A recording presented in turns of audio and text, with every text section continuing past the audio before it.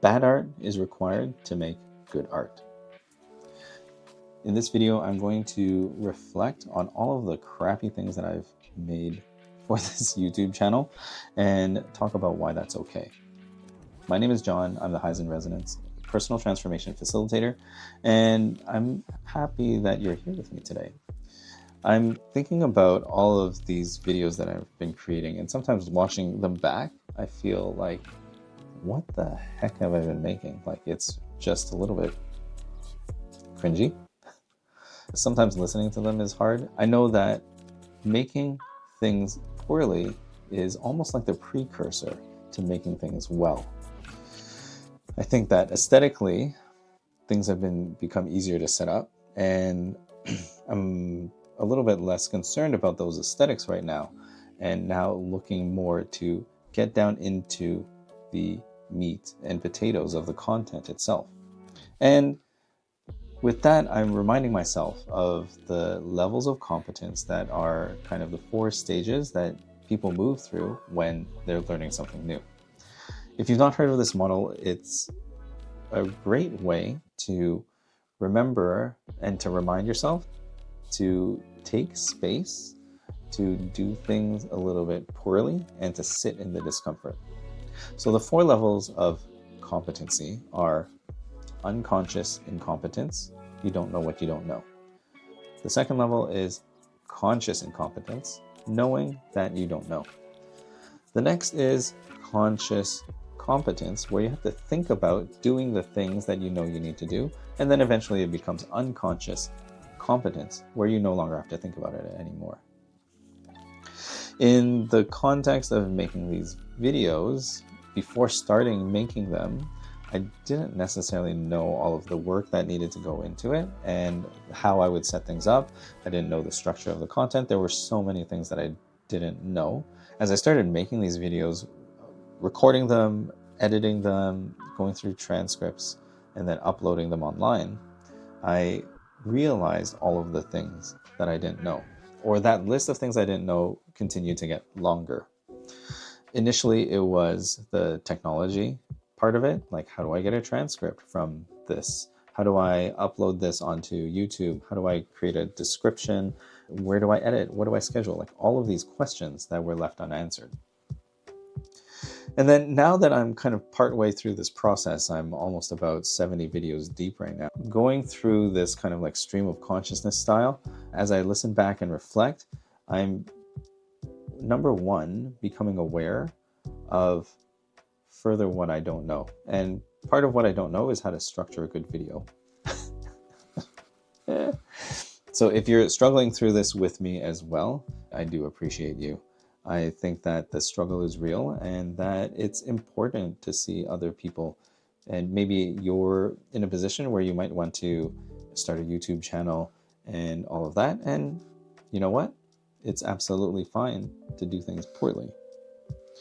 Because without doing things poorly, from my perspective, there's a little bit of trial and error that needs to go in it to get comfortable and to practice getting in front of an audience, getting on camera, having all of these things put out there.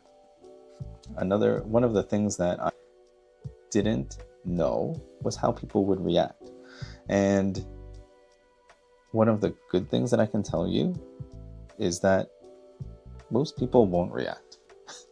People might watch and scroll away from the video, and that's a benefit as well as a curse, I guess. Partly there's like not feedback, which is okay. No feedback is also feedback in some ways, because it's like, okay, maybe these videos aren't connecting in the way that they need to engage audiences.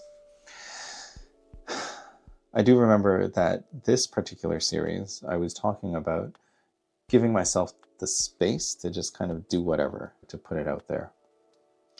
And I'm learning a lot in that process. I'm becoming more consciously competent about the things that I'm good at, that I can do comfortably in this video, in this format, and then things that I would like to do better. So things that I don't know at this point. And some of that is like thinking about editing and thinking about making the videos a little bit more engaging and easier to watch. Competence is kind of like the goal, right? To get to a point where I have a system, a set kind of like, I know what message that I want to share. And it's not that it doesn't require work.